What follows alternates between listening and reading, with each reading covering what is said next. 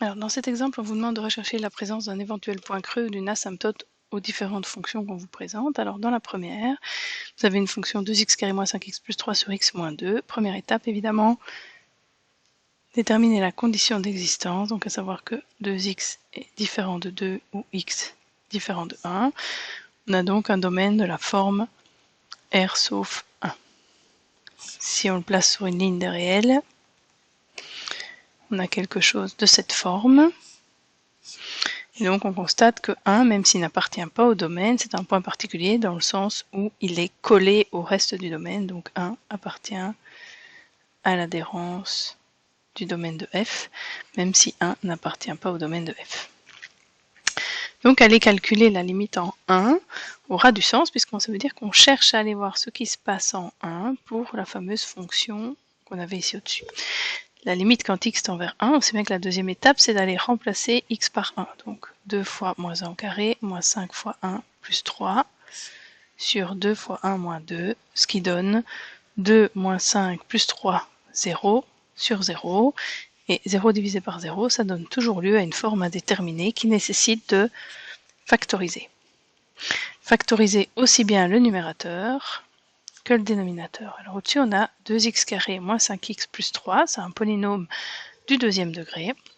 On factorise un polynôme du deuxième degré sous la forme a fois x moins la première racine fois x moins la seconde racine, a étant le coefficient de x carré. Les racines x1 et x2 sont calculées à l'aide de delta, dont la formule c'est b carré moins 4ac, et x1 et x2 c'est moins b plus ou moins racine de delta sur 2a.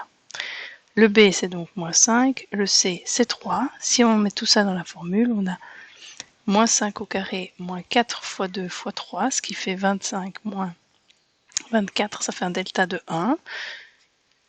C'est positif, donc il y aura deux solutions, et ces deux solutions prendront la forme moins b plus ou moins racine de delta, donc je sépare le k avec le plus et le k avec le moins, donc moins b, ça va faire moins moins 5, plus racine de 1 sur 2a, 2 fois 2, et moins moins 5, moins racine de 1 sur 2 fois 2 pour le deuxième cas, ce qui fait 5 plus 1, 6, 6 sur 4, ça fait 3 demi, et 5 moins 1, ça fait 4, 4 sur 4, ça fait 1.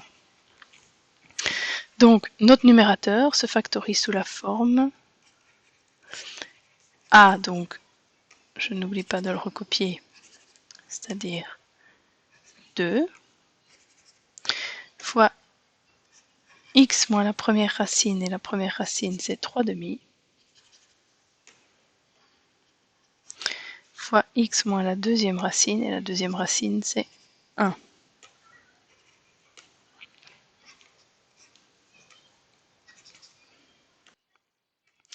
On fait la même chose pour notre dénominateur. Alors le dénominateur, en l'occurrence ici, ce sera un peu plus simple puisque c'est un polynôme du premier degré où on voit qu'il est possible de mettre 2 en évidence.